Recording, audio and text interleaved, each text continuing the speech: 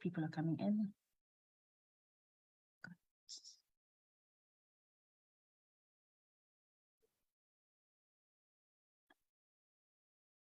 I'll leave this up to you, Cathy.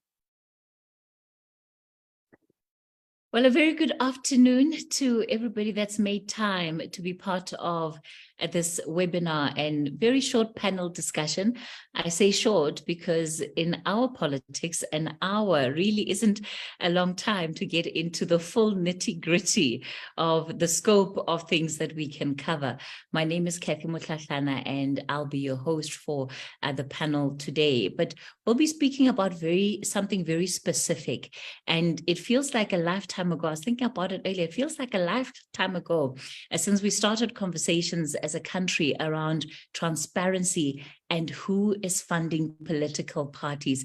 Incredible to see how far we have come with that particular conversation, because today we not only speak of it as something that needs to happen, but we even have legislation that now supports efforts to make political parties actually disclose who their funders are.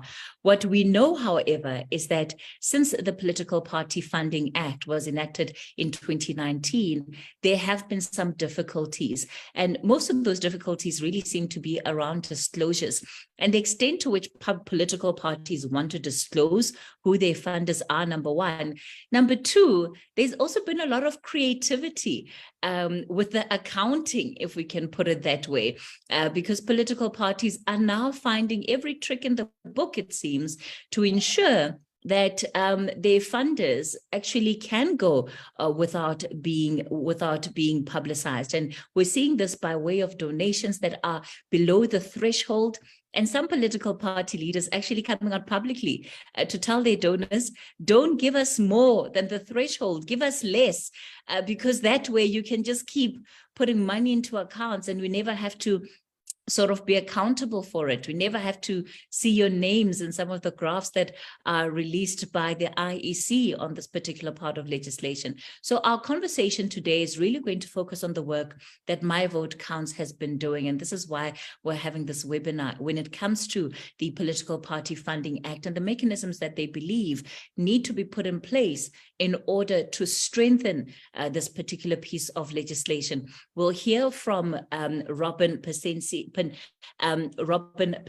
who is with My Vote Counts. We'll also hear from Caroline James, who is with amaBhungane on this very issue. And then later on, we'll of course take questions from those that are part of the session. Feel free to pop your questions into the chat group while we continue with the session. I'll certainly be looking out for them. And then we'll see at the end if we've also got time to take some of your questions as part of the webinar. So without wasting any further time, I think that's all the logistics that's concerned. I will say all protocol observed in case there are any dignitaries I have missed out on here in the formal opening, but to the lady of the moment, Robyn Pasensie, who is representing My Vote Counts in this conversation, and she's really just going to set the context for what is the case that My Vote Counts is currently involved in. This is before the Western Cape Court, and this is really around the PPFA's performance over the last 2 years. Robyn, the floor is yours. Good afternoon, Cathy, and to everybody else who have joined us, and to my fellow panelists. Caroline, thank you so much for joining us and really maximizing your lunch hour and having this conversation. As Cathy already said, my name is Robyn Pasensie. I'm the party funding researcher at My Vote Counts. And really what I'm going to try and do is just give you a very quick run through of what is the app, for those of you who may not know, or just as a refresher for those of you who are already in the know. Giving a very brief look at what are some of the major trends that we've seen, as Cathy has pointed out, over the last 2 years that we've actually had the PPFA in place. And I think that will bring us very neatly to, I think, really what the conversation today is about, which is our court case, our court application that we made in the Western Cape High Court in the middle of May. So just for ease of reference, Obviously, it's called the Political Party Funding Act, which is quite a mouthful. So for the purposes of this conversation, I'm just going to refer to it as the Party Funding Law, or just simply the law. And I hope you know which one we are referring to for this conversation. So just to kind of help us along with the conversation, I'm going to share my screen. I have a very small PowerPoint presentation. Okay, so political party funding in South Africa, what do we know and what are we doing to strengthen the Political Party Funding Act? So of course, we need to contextualize this, and what is the Political Party Funding Act? So first and foremost, this is a law designed to ensure transparency and accountability, to really safeguard against private interests taking over our politics. And I think it's important to note just at this very early juncture that in its earliest conception, the party funding law was not necessarily conceived of as an anti-corruption law. However, it does operate in kind of a broader anti-corruption framework. So really what the party funding law tries to do are these two things: transparency and accountability, which stands together as one, and on the other hand, curbing private influence. So we've had this act now for 2 years. It was enacted on the 1st of April in 2021, and this really came after many years of sort of hard graft, putting in the effort from civil society, activists, and just society at large. I like to mark the sort of official start of the party funding journey with the 2004 IDASA court application, also around trying to access the private funding information of political parties. Obviously, that initial court application was unsuccessful, but this just gives you a broad look at sort of 2 decades in. This is where we are, and it was only in 2021 that we actually had a law that regulated the private funding of our political parties. And I think we all know well enough the political need, the specific South African context that we needed to have this kind of law put in place. We saw examples with state capture of these sort of deep patronage networks. We saw how individuals or entities, groups of people could really have this ungodly like or rather should I say godly like influence over our political parties, where it seems skewed in their direction over the interests of the public at large. And that was the moment at which we really had the party funding law come into effect. And that's the context in which it has tried to work and to mitigate some of those issues. So just briefly, what are the key provisions of the party funding law? So first and foremost, I think what's important to note is that we have a threshold and we have an upper limit. So in order to give effect to this idea of accountability and transparency, in the law, it says that if you as a political party receive a donation of 100,000 Rand or above, you need to make that disclosure to the IEC, and your donor also needs to make that same disclosure to the IEC as well. So you have sort of like a 2-factor authentication around the source of this fund. And then you have the upper limit, which is a 15 million Rand cap per donor per annum. Okay, and this is only to a single political party. I just want to make that clear. So for example, I can donate to party X 15 million Rand in this financial year, but I can also donate in the same financial year to party Y. I also have 15 million Rand. Okay, so I think that's just important to make clear. The 100,000 Rand threshold is also what we call a cumulative threshold. So in other words, if I donate 50,000 in one quarter in the same financial year and 50,000 in the next quarter, also in the same financial year, obviously together that's 100,000 Rand. And so therefore that would have to be disclosed. So just so we're clear on that as well. Another important provision is that political parties cannot receive foreign donations, so from foreign governments, any organ of state or state owned enterprises. Now, there's a very key point here that must also be made, is that even though we start off by saying no foreign donations, technically, you can still receive foreign donations if this is for what is deemed to be political purpose. This is the language of the law. And what that means is that if you as a foreign entity are wanting to make a donation, you can do so if it's for skills or policy development and training. And we'll get into some examples of that a little bit later on. Now, the important thing to note is that donations can be in kind. So, for example, if you want to donate a fleet of cars for a campaign event, you can do so. But again, if the valuation of that is over 100,000 rand, whatever you have donated to the party, you need to make that known.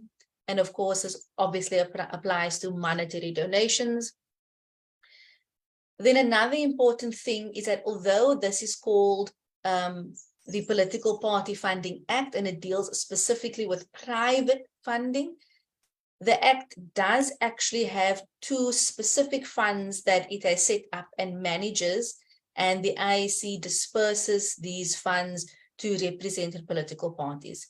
So the first of these funds is called the Represented Political Parties Fund, and this comes from essentially taxpayer money through the Treasury. It's a fund that obviously gets doled out to political parties by the IEC. Then we have what is called the Multi-Party Democracy Fund. Now, this does not come from the national purse. This is a fund where if you just want to donate in the name of democracy, in the name of fairness, ensuring greater competitiveness, whatever the case may be, but you don't actually want to donate to a political party, you can put that money in the Multi-Party Democracy Fund. So this is a communal pot. And once this reaches at least a 1 million rand amount, the IEC will start dispersing those funds. And then lastly, as another measure surrounding accountability and transparency, the Act also says that every party that is registered with the IEC must submit audited financial statements. So these audited financial statements, or AFS, as I will just refer to it, is only for the private funding donations that you receive in terms of what is set out in this Act, and for any levies that you as a political party may put out, and your membership fees as well. So this, I think, is also, we will pick up on the AFS a little bit later on, but I just want to note that there are over 500 political parties that are registered with the IEC. So that means technically every year when the AFS is due, the IEC should be receiving in excess of 500 AFS. Okay, that's not to be confused with the number of parties that we have in the National Assemblies. In other words, those parties who won seats and were elected to be in the legislature or parliament, which is currently at 14 political parties. Okay, so what does it actually mean practically for us? Where are we? And so I've actually put this in big and bold in red because this is the major takeaway, and this will lead into why we have initiated this litigative process. And this is that big donors rule. And what we mean by that is that, of course, over this 2 years that we've had the party funding law, there have been many donors, some sort of in the upper end towards the 15 million mark or at the 15 million mark, and those that are obviously closer to the 100,000 rand threshold. However, what we have seen is that we actually have a very, very small group of very elite donors who make massive donations closer to that 15 million rand mark. And we find that our political parties heavily rely on those donors. So what we've seen is that these funders contribute at least 50 to 70% of the overall donations that a political party receives. In other words, if you don't have these one or two individuals or entities making donations to your political party, you are losing big bucks. So I just thought I would sketch for you who are these big donors, who should we be keeping in mind when we sort of have this kind of conversation. So the top three are Martin Mohlahlana, he's an Israeli South African businessman.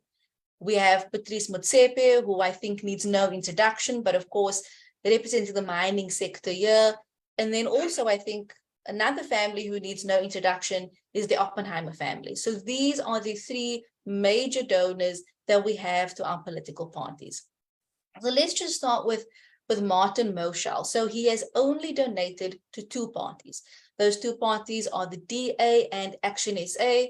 And here, what's important to note is Action SA is an unrepresented political party. In other words, it does not have any seat in the national legislature, in parliament. And Mohlahlana accounts for, between those two parties, about 16%. So he's a big donor to both the DA and to Action SA. And cumulatively, he has given out 44.5 million rand to those parties. We have Patrice Motsepe, who shows that you can be both an individual donor and you can be a donor that is making your donations through your business interests. And he has done that in at least three of his companies. So he has done that through African Rainbow Minerals, through Harmony Gold, and through Boto Boto. And Motsepe's cumulative donations thus far are just a nip under 37 million rand. So in Patrice's case, unlike Mohlahlana, he has a more varied palette, so he's donated a bit more widely. However, he does have a core contingent, a core, or in one political party. And the party that's receiving the bulk of his funding is actually the ANC. Then we have the DA, then the EFF, then the IFP, and then the Freedom Front Plus. So the ANC received somewhere around 12 million of Motsepe's overall donations. And then rounding out the big three, we have the Oppenheimer family. So many members of the Oppenheimer family, in fact, about 5 members of the Oppenheimer family have made donations. And just like Mohlahlana, it has only been to the DA and to Action SA. And cumulatively, these donations come in at about 33.5 million rand. So these are really the big spenders. And I will get in the next slide a little bit more nitty-gritty about how some of these money flows have happened. But these donors are donating somewhere between 7 million to 15 million rand at a time to their chosen political parties. And I think this is important when we keep in mind one of the original provisions of the party funding law, which was that we want to curb excessive private influence in our politics.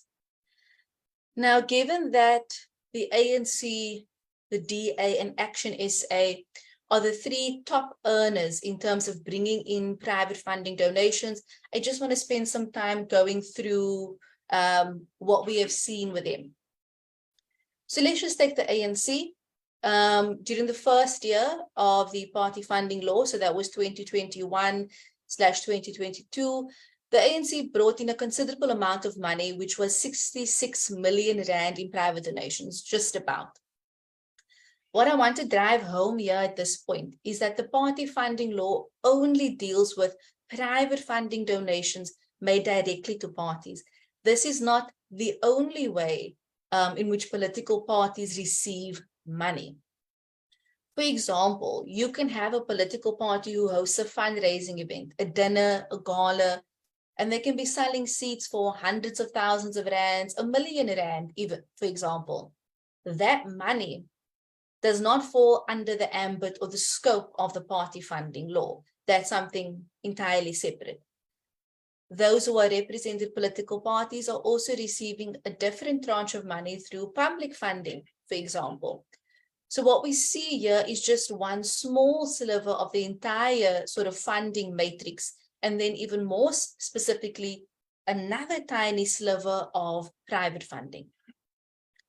So if we just take it back to the ANC during that first financial year of the party funding law, I think there are three significant donations that we should have a brief look at. So they received 15 million rand from the Batu Trust, another 15 from Chancellor House, and another 15 million from United Manganese of Kalahari, which, as some of you may know, was recently the subject of an investigative piece by Carte Blanche this past Sunday. Those three made up 70% of the total donations received by the ANC in that first financial year. If we just stick with UMK, United Manganese of Kalahari, one of the major sticking points, for example, is that the group that owns the majority shares in United Manganese of Kalahari is actually headed by the Russian oligarch Viktor Vekselberg, who is under investigation by the US for fraud. He had his yacht impounded. So we are not talking about money that seems to be sort of without controversy. We see that also with Batu Trust and where that money came from, and the same with Chancellor House, who is a holding company. So when we see donations coming from Chancellor House, we have no way of knowing where the true origin or source of those funds are.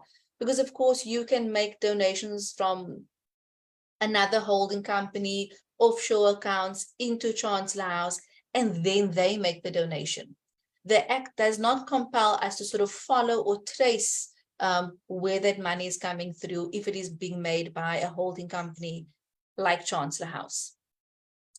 When we look at the current financial year, 2022/2023, there was a significant dip in earnings by the ANC, and they dipped about 15 million rand. They brought in something around 51.4 million rand for that financial year. A significant donation for that financial year as well was 1.5 million from the Ikowitz Family Foundation. And its chair, Ivor Ikowitz, who is the executive director of the Paramount Group, is a very controversial figure in South African politics. He's been accused of obviously being an arms dealer, supplying sort of illicit arms in that particular trade, for having very close ties with the former administration. So again, this raises an eyebrow when we talk about the influence that money has or can bring. If we go over to the DA as the second largest earner, for the 2021-2022 financial year, they brought in 46 million rand in private donations.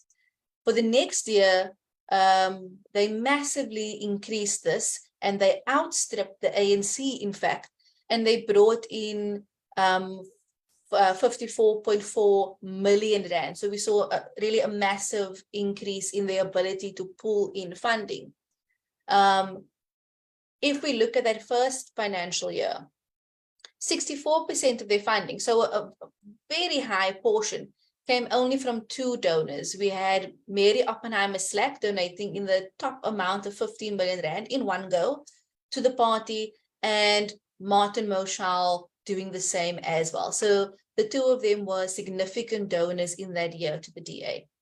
But what I really want to draw your attention to is the foreign funds that the DA has brought in. So consistently, so in every financial year, although there've only been two, in every financial year and almost in every single quarter, there has been a foreign donations received by the DA. So these are the Friedrich Naumann Foundation, which is a foundation linked to Germany's Free Democratic Party.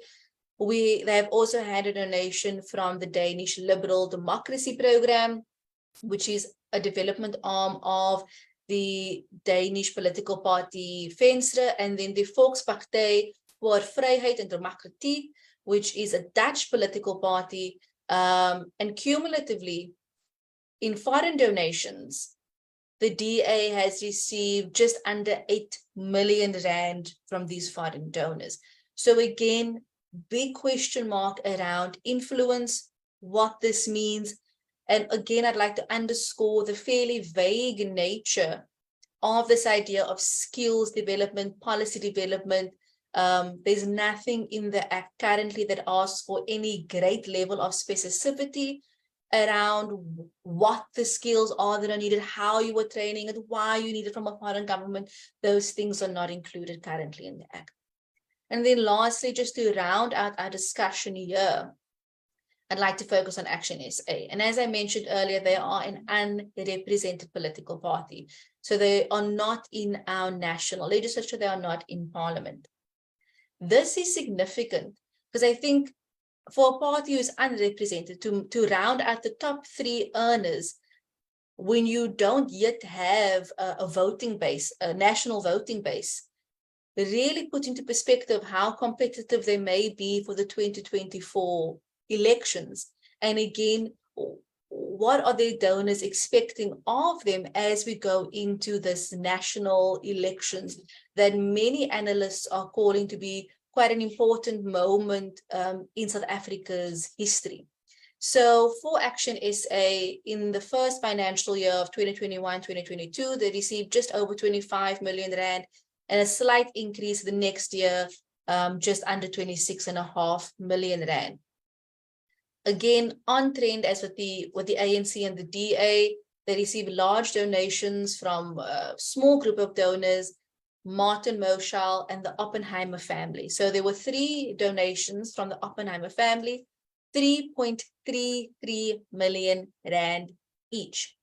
So cumulatively, that family donated essentially just under 10 million rand. So we can assume, for example, that you are coming perhaps from the same source of wealth. You maybe represent an entity, a familial entity with the same kinds of interests, but that donation is not counted as one. These are 3 separate donations. So if those Oppenheimer family members wanted to donate even more to Action SA, they each had another 12 million, for example, that they could have donated because the upper limit is 15 million rand.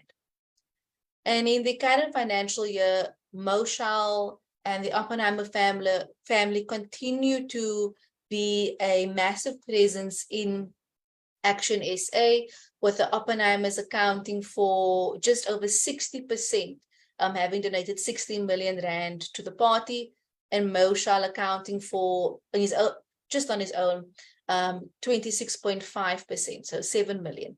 So really a lot of power vested in a very small group of people. And in those donations, we are starting to see some of the weaknesses in the Act. We're not really seeing the transparency and accountability that we would like to see. And we're also not really seeing effective controls being put in place for this idea of private influence. So this really brings us to sort of the last portion of my input, which is how can we strengthen the PPFA and a focus on the My Vote Counts court case. So in mid-May of this year, we launched a court application and affidavit. The respondents in this application are all 14 parties represented in the National Assembly, also the President of South Africa, the IEC, the Minister of Home Affairs, and the Minister of Corrections. So we have 18 respondents in this case. And as I explained, because this law is about transparency, accountability, this is what our application is concerned about. It's concerned about the constitutional imperatives of transparency, openness, accountability. And we are seeking this application for an order in terms of section 172(1) of the Constitution, which basically says that if there is anything that is inconsistent in a piece of legislation, inconsistent with the Constitution that is, then that must be rectified. So obviously, given what I've just said, what we find to be invalid or unconstitutional with the PPFA so far is that obviously, first and foremost, it fails to require political parties to disclose all the private donations made to it. Obviously, I've explained we only see that over 100,000 rand, which is the threshold. And obviously, secondly, which is very important as well, it fails to adequately impose controls on the private funding of our political parties. I think with the previous slide, we are already getting a feeling, an inkling of where these large amounts of money are going to and the potential dangers that exists in those kind of donations. So really what this application is seeking to affirm and to realize is that citizens have the ability to access information that is imperative, that is necessary for their effective and informed exercising of their right to vote. And this is in sections 19(1) and 3 of the Constitution. And I want us always to keep in mind that this is obviously also as we go ahead and look at 2024. We want to be able to be at the ballot box, make that X, and know that who I'm voting for is serving my interests, not some sort of shadowy person, entity that I don't know what their concerns are. And of course, also that the state properly carries out its duties to promote and respect the Bill of Rights, and obviously where particularly this pertains to the right to vote, which we see as being an integral provision of this sort of information and proactive measures where we're trying to put an end to undue influence in our politics. So this just gives you, I think, a brief summary, and this is where I'll end of what it is that we are trying to address as shortfalls in the PPFA, which is, of course, that it's not limiting these connected donors, these related donors, like in the example of the Oppenheimer family, that we are not getting the big picture in terms of all the private funding donations that we receive. And here I will just provide a small example. As I said earlier in my presentation, the law requires that political parties submit audited financial statements, and this is where we see all donations.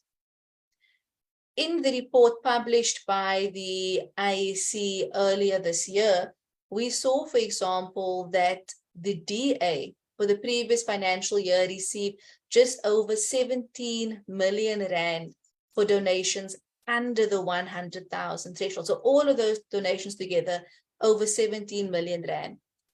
As it stands now, we have absolutely no idea who those donors are. We have no way of running checks. And this just opens us up to the issue that I mentioned earlier of not properly understanding a complete picture of our funding matrix. As I said, it does not currently regulate cumulative donations by donors who may be related to one another. There's a loophole also between private sort of donations and the businesses you represent, like with Patrice Motsepe. So, for example, he donated millions through 3 different companies. He can also donate in his individual capacity as Patrice Motsepe. And in each of those instances, it will be in the upper limit of 15 million rand. So we are obviously also trying to mitigate against that issue where parties can receive direct donations of 15 million rand. So it's on this basis that we've made our court application. This is where we are wanting to see the court intervene for us. And the immediate relief that we are seeking is that if all should go our way, immediately once the judgment has been given, we should see all private funding information being made public in the public domain, and for us really to make up our mind about how this impacts our politics and who we would like to vote for. But I'll bring it to a close there, and I'm sure if there are any questions, we can take that at the end.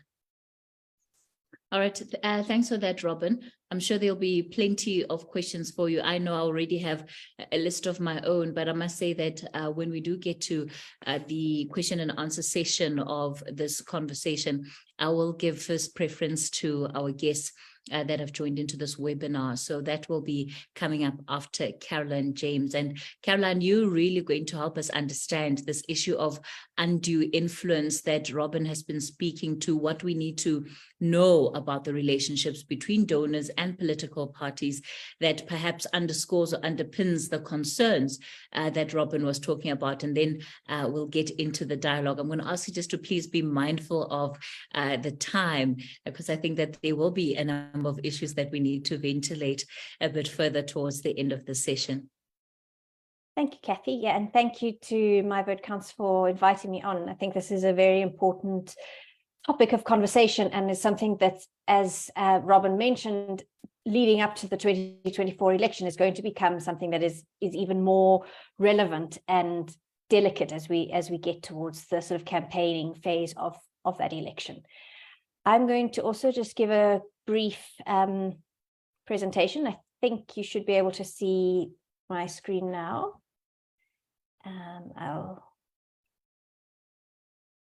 Right, so as Cathy mentioned, my focus will be on how the money influences politics and how the Political Party Funding Act regulates that. So what I first wanted to do was just to sort of highlight the difference between two quite similar concepts, but which have very different connotations, both in South Africa and internationally. And firstly, it's state capture. And I think we're all very aware of this and the sort of level to which we've experienced it in the country. And these are just two definitions about it, which the sort of crux of the definition of state capture is that it's somebody seeking to influence political decisions for their own advantage. And those political decisions can be to shape the laws and policies of them. And there is an element of illicit behavior in that. So the Oxford Dictionary says that there's a link between state capture and corruption, and the IMF highlights that it's providing illicit private gains. But then the other very so this is all these elements came out through the Zondo Commission, and you can see what Judge Zondo said was that there's a sort of systematic conspiracy, and it's redirecting the resources for someone's own gain. And again, it's this shaping and gaining control of the political order. But there is a very similar concept, and it's probably most well known in the American context of political funding, and that's lobbying. And it's similar in that it's also trying to influence a politician or the government to lead to a change in the laws. And as you can see, the IMF defines this as a legal activity, which is aimed at changing existing rules or policies. And so the difference there is whether it's legal or unlegal. Illegal state capture is illegal influence, lobbying is legal influence. And so the difficulty is to determine where the sort of boundaries of those come in. I think this is just an example of probably one of the most famous lobbying groups in the US, which is the NRA, which is the National Rifle Association. And we know that they donate big amounts of money to candidates that they believe will be supportive of their policies and will prevent stricter gun laws being implemented in the country. So here you can see the amount of money that they've invested in their chosen candidates.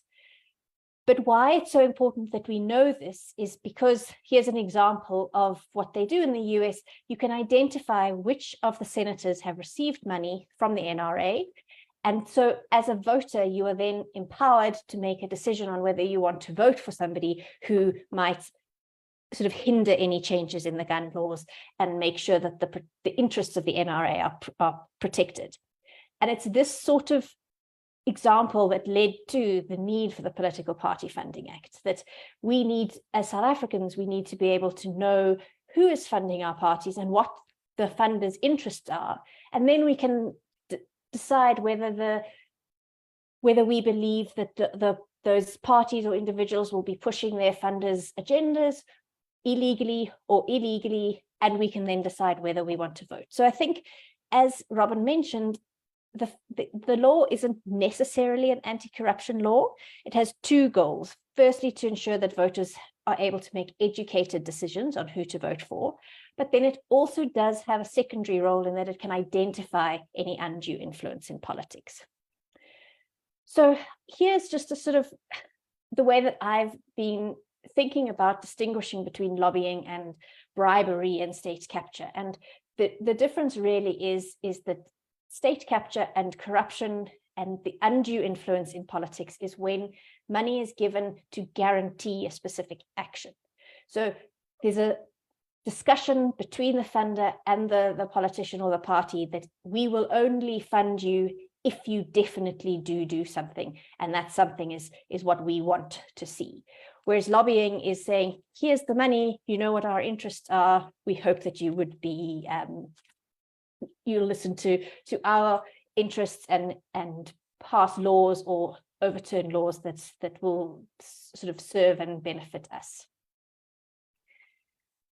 So as journalists and voters and individuals, what we need to do once we've had these disclosures is that what we then need to investigate and ask the questions about whether the funding is simple lobbying or if it is something that's more serious. And that's where the sort of the balance between being an educated voter and ensuring that there's no corruption comes in. So here's just some examples that amaBhungane has identified, and I think these are all pretty well-known links between parties and funders. But to use the ANC as the first example, they have big funding from United Manganese of Kalahari, which is a mining company which is very closely linked to various Russian oligarchs, and including oligarchs who've received sanctions from Western countries following the Ukraine war. So the question then is this funding linked to ANC policies on the Russian war? So I've included a quote from one of amaB's articles saying that the company's riches and its Russian connections potentially create a strong motive for the party's equivocation on the Russian invasion of Ukraine.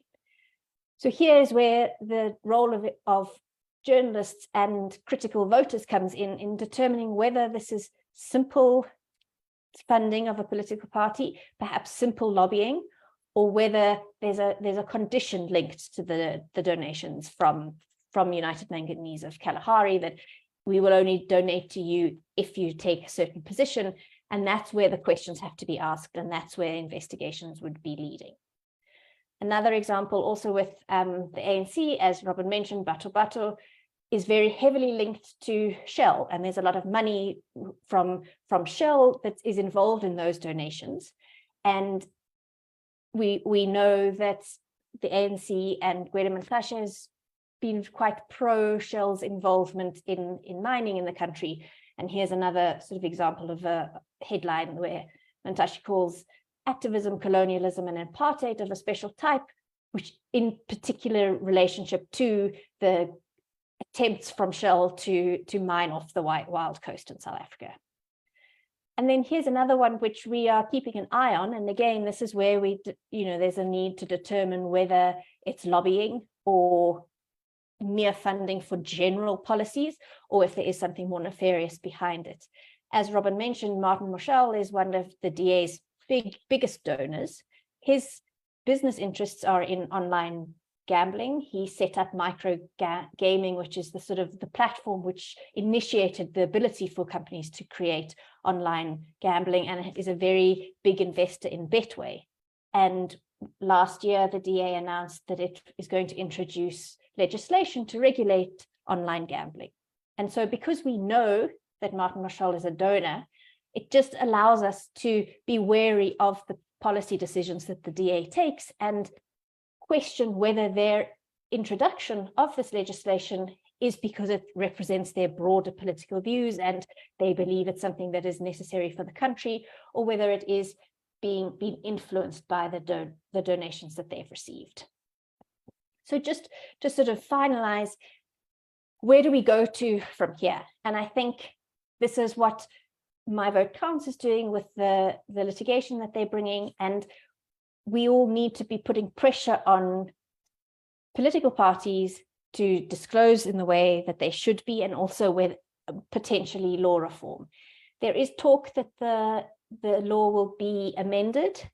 Many political parties want that minimum disclosure threshold to be raised. And I know that the National Anti-Corruption Advisory Council is looking into making recommendations on how the law should be amended to strengthen its anti-corruption goal. So here, I think these are just a few points that amaB thinks are important. So we need to keep pushing that for full disclosure. I think we're never sure whether all parties have disclosed, and whether the parties that have disclosed fully. So we need to be ensuring that any changes in the law for enhanced obligations. And then here it is again, as Robyn mentioned, we need to think about whether it's beneficial to have that threshold for disclosure. Perhaps any donation needs to be disclosed, because it is difficult then to determine whether, if there's a large number of small donations that aren't being disclosed from a particular interest group, we need to be able to determine whether those sorts of donations are lobbying, mere political funding, or bribery. And then also, as Robyn mentioned, entities like Chancellor House in relation to the ANC, and then potentially the Rivonia Circle in relation to Rise Mzansi, are independent private bodies that have very clear links to a specific political party. And do we need to understand where the funding for those other entities come from? Again, we need to be aware of that splitting and understanding that the same person could be making donations from different corporate entities, as Robyn mentioned. And amaB believes that the area that can help this is to encourage this beneficial ownership disclosure, so that when there are different entities making donations to parties, if we are aware of their beneficial ownership and their full list of sort of directors and shareholders and who the ultimate owners of those companies are, we will then know whether it is the same person who is making multiple donations, which also helps to understand whether the influence that they are playing on that party outweighs what it appears to look like.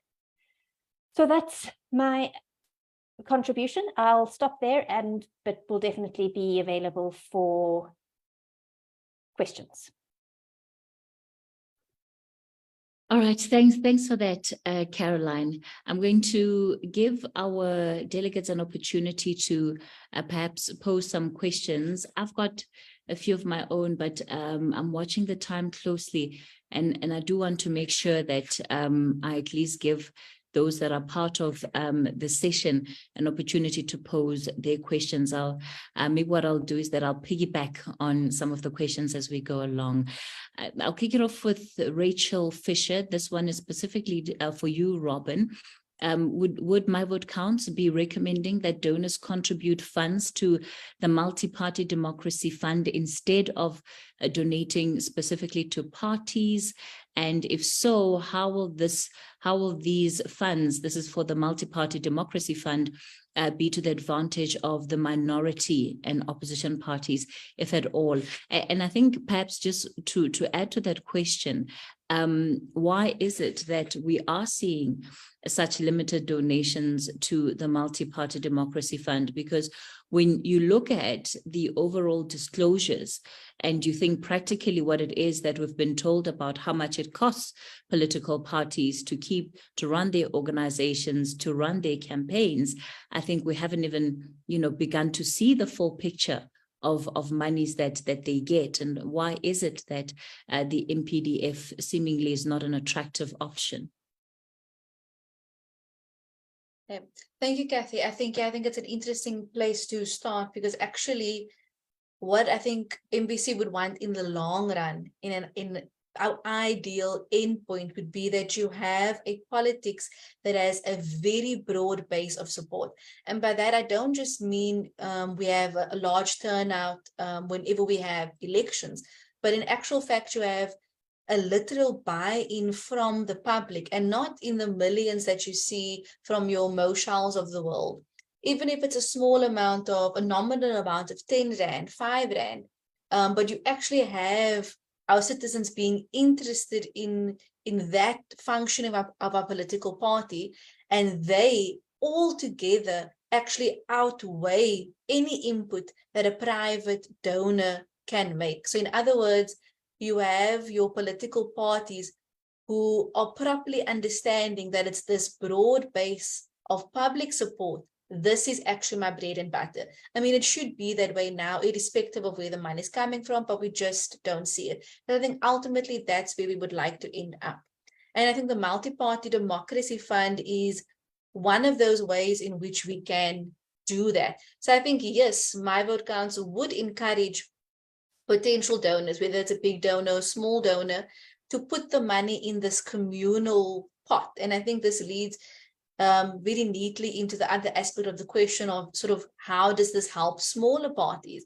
And it's a concern from smaller parties. They've said before that we just don't have the clout, basically, that our larger parties have. We don't have the pool that they have, but we want to do the work. And in a multi-party democracy, it's predicated on the idea of representation. You can have any formation of a party, if they represent a certain sector of society, they should be allowed to contest. And the Multi-Party Democracy Fund makes these smaller parties more competitive, because what it does is it doesn't just give the ANC money, all the money, or the DA, all the money. It disperses that across a wide range. So it will allow you to bring in some kind of money, and obviously to become more competitive against the larger parties who have a greater pool. So I think that's where we see the significance of it. And obviously, as I said, if we are putting in a communal pot, hopefully this will be an avenue in which we can minimize influence, instead of you as a large individual donor making that donation to a large party where there could be possible ramifications of your influence outweighing the public. And I think just lastly, Cathy, to round out your last point about why is this fund so small, why we're not seeing the uptick. And I think it's what I mentioned earlier, is that what we want is a broad base of support, but South Africans don't have that particular kind of political culture. So we don't really have a culture of the ordinary person over and above, if they are a fee-paying member of a political party, making a donation to a political party. So we don't really have that. So a lot of work needs to be done about, if this is the route that we're going to go, why is this important? And I think a certain level of conscientizing around that. That's on the one hand. Then on the other hand, I think it's a very real concern, and I think Caroline did an excellent job of pointing this out, is that we have already a situation in South Africa where you can be a large donor and you can get a return on investment in that by putting that into your political party. Let's just take the example perhaps of Martin Mohlahlana, and maybe the DA aligning its decision making on gambling that would seem to favor somebody like him. So if I am a large donor and I know I'm going to get a better return on investment by giving a large donation to a political party as opposed to putting it in a communal pot, then that's what I'm going to do. So I think we have these two things at play, which may be the reason why we are not seeing a larger group of people making donations. You know, I'm going to follow that up, Robyn, and I think Caroline can also come in here in terms of a response. So how do we move the concerns that My Vote Counts is raising, particularly on the question of interests of donors, from what is conjecture and makes for great stories, but in a court of law, the threshold and the standard, of course, it's much higher. So you and I can, sit and talk all day about conspiracies, but every donor would have interest. And how do you weigh up whether one donor's interests are more legitimate than another, or are more moral than that of another? I mean, I think, Cathy, it's a very hefty question, and I'm sure Caroline can weigh in here on a more sort of like practical way, given amaBhungane's sort of very excellent work in this way. And you're absolutely right. We can't go off conjecture alone. We can't just go off, I have a gut feeling. Essentially, the short answer to your question is, we need to do investigative work. And I think places like amaBhungane show us that it is possible and that this is what we have to do. And that together with a sort of litigative process that amaBhungane is currently doing, you can sort of mitigate the issues that we're talking about here. And we can see some kind of change.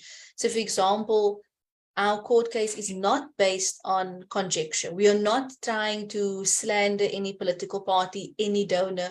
You can read our court documents and you'll see our argument. And I think what I've tried to reinforce is that it is a constitutional argument. We are trying to give effect to what the Constitution says we should have. And we are trying to make sure that this particular law is consistent with the Constitution in the ways in which I pointed out, and that this law can sort of be fully realized in the sort of areas of transparency and accountability. And then just lastly, perhaps if Karen wants to come in, I think we do wade into very hefty model issues when we start talking about, well, how can we discern the interests? Where do we put safeguards? Because at the end of the day, even me, you and I, anybody else, as the ordinary citizen, I'm actually also voting in my interest. If I choose to vote for party X, it's because I think they're going to do this for me. I think they believe in this. I think it's going to make my life better. This is why I vote. And the foundations of a democracy is supposed to give effect to that idea that I can find a home for my interests and I can give expression to that. But I will just leave with the thought of the idea that in psychology, for example, when we talk about when is something an addiction or not, the definition is that when it starts to interfere with the everyday functioning of your life, when you realize you can't even, for example, brush your teeth, get out of bed, then you know you are in the extreme. And I think a similar thing will be at play when we talk about interests. When your interests are so far in the extreme, when it cuts into the interests so severely of other people, when it is so heavily weighted in one direction, then we have a problem. And I think what we are wanting to do is implement safeguards, not take away your right and ability to make a vote, to make political decisions in line with whatever your interests may be.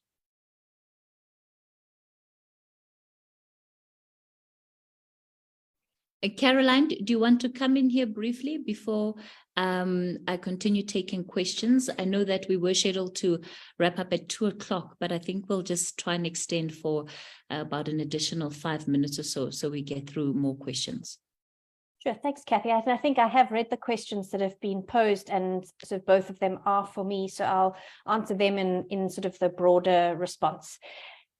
I think, firstly, to respond to the question about NGO funding and transparency in that, I think that is an important question to have. It's a little bit beyond the focus of today's seminar because this is about the Political Party Funding Act, but just to say that there has been a lot of talk about needing more transparency in NGOs as a result of recommendations from the Financial Action Task Force in respect to money laundering and terrorism financing. And so there's probably going to be some discussions around amending the law in that aspect, but also just to say that amaB and any NGO that I've been involved in does make all their funders, does disclose all their funders and makes it very accessible to find out the funding on websites and in annual reports. So from my experience, NGOs have been transparent, and amaBhungane certainly is very transparent in who the funders are.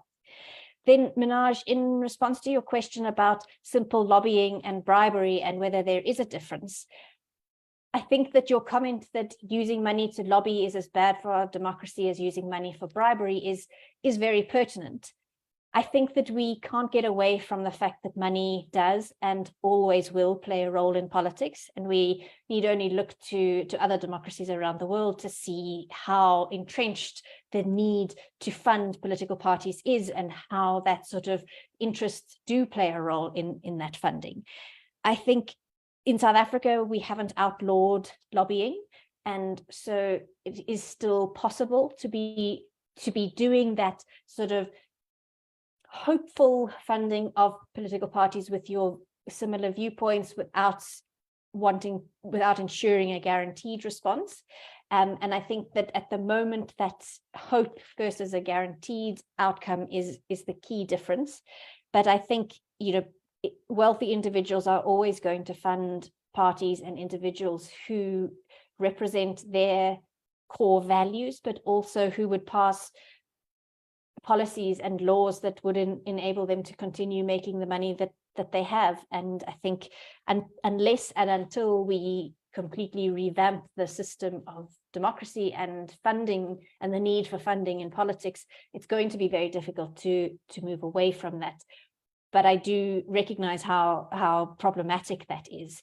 And that's why this transparency is at the moment the only way that we can sort of address that, by ensuring that voters are aware of who funds their chosen party, and to allow questions to be asked about whether the influence that those funders are exerting is undue or not.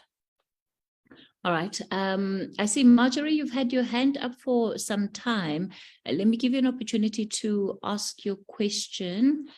You can go for it, Marjorie.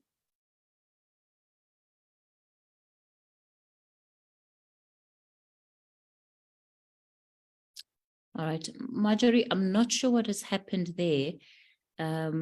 But yeah, I think you've now taken your hand down. Okay, maybe your question has been answered. So just a quick one then, Robyn from Mohlahlana, who's asking, can you confirm when the court case is expected to be heard? And do you think that it'll be finalized before the 2024 elections?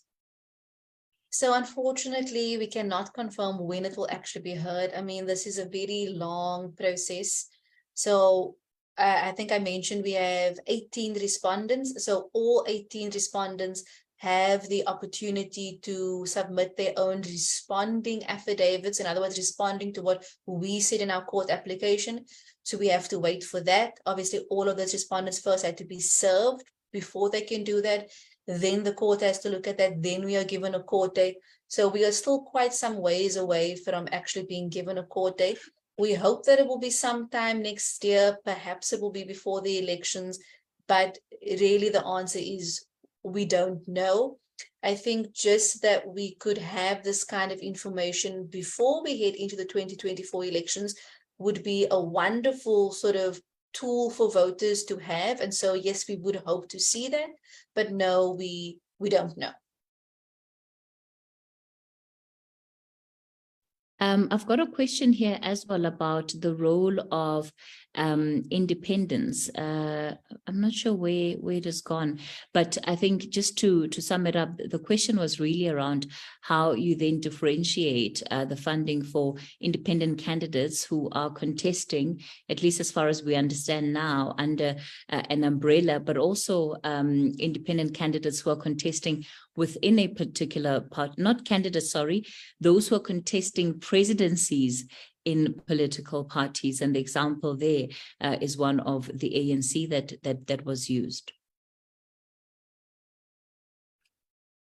Sorry, I was just going, sorry, Robyn. I was just going to say I did provide a quick answer in text to that question, but just to say that the Constitutional Court has ruled that it is unlawful for parties to allow internal campaigns to not disclose their funding, and so they are required to now introduce rules that require that type of disclosure. And so in future, any internal party campaigns and elections for internal office bearers will have to disclose the funding for those particular candidates. I think one of the questions that I'll ask, because it looks like we've really covered a lot of those from those that have been part of this webinar, at least from my side, is when it comes to compliance, it's one thing to have, legislation as we're seeing with the Political Party Funding Act. But when you look at the disclosures from political parties, there's still serious challenges there. And I wonder then to what extent that also some of those challenges also need to be taken into account when wanting to make amendments or changes to legislation of this nature, and because it's no good having legislation if there isn't going to be compliance with that particular piece of legislation.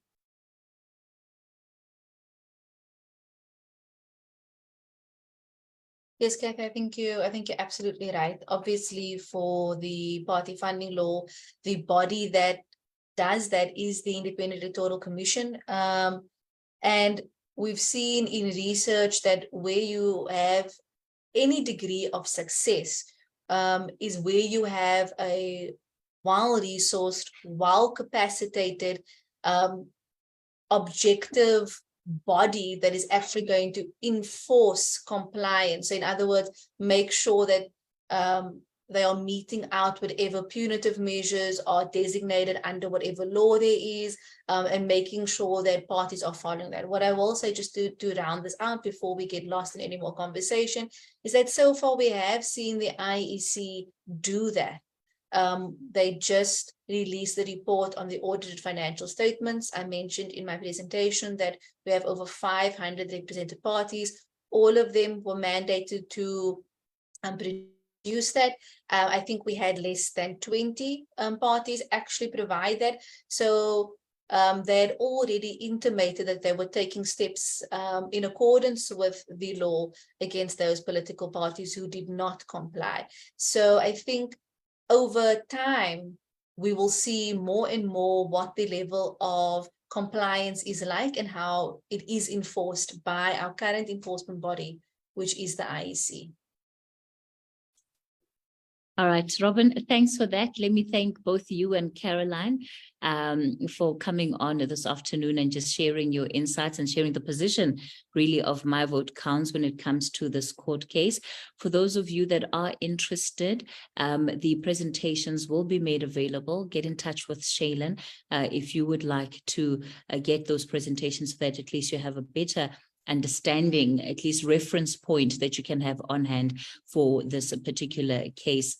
On that note, unless there's anything else from our organizers today, Shaylin, this is where you can also come in. I think this will be a good place to wrap it up. No, all good. Thank you so much to everybody that attended. This is perfect timing because my laptop is about to die and I'm waiting for the power to come back. But thank you so much. I will share the presentations with the attendees after this webinar. If you want to watch play back this webinar, it will be live on our YouTube in a moment, as well as our Facebook. So thank you so much for everybody that joined us for this conversation.